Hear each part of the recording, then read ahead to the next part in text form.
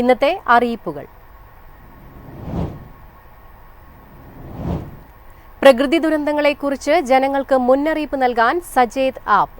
ദേശീയ ദുരന്ത നിവാരണ അതോറിറ്റിയാണ് ആപ്പ് പുറത്തിറക്കിയിരിക്കുന്നത്. ആധുനിക സാങ്കേതിക വിദ്യയുടെ സഹായത്തോടെ രാജ്യത്തുടനീളം പ്രകൃതി ദുരന്ത മുന്നറിയിപ്പ് നൽകാൻ സഹായിക്കുന്ന ആപ്ലിക്കേഷനാണ് സജേത്.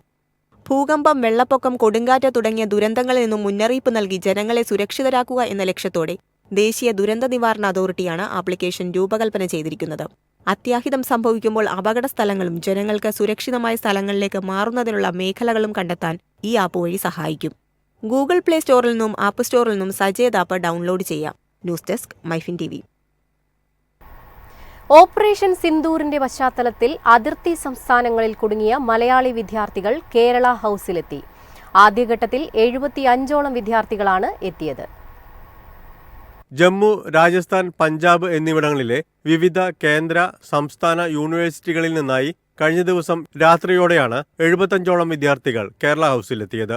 സംഘർഷാവസ്ഥയുടെ പശ്ചാത്തലത്തിൽ അതിർത്തി സംസ്ഥാനങ്ങളിലെ കേരളീയർക്കും മലയാളി വിദ്യാർത്ഥികൾക്കും സഹായവും വിവരങ്ങളും ലഭ്യമാക്കുന്നതിനായി മുഖ്യമന്ത്രി പിണറായി വിജയന്റെ നിർദ്ദേശപ്രകാരമാണ് ന്യൂഡൽഹി കേരള ഹൌസിൽ 24 മണിക്കൂറും പ്രവർത്തിക്കുന്ന കൺട്രോൾ റൂം തുറന്നത്.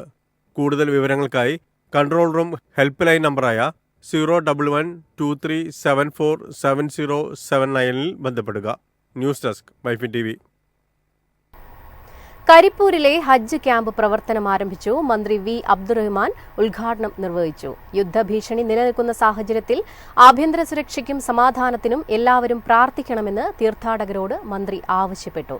സുരക്ഷിതമായ യാത്ര ഉറപ്പുവരുത്തുന്നതിന്റെ ഭാഗമായിട്ടാണ് ഇപ്പോൾ തീർത്ഥാടകരുടെ ലഗേജിന്റെ ഭാരത്തിൽ നിയന്ത്രണം വരുത്തിയിട്ടുള്ളതെന്നും അദ്ദേഹം അറിയിച്ചു.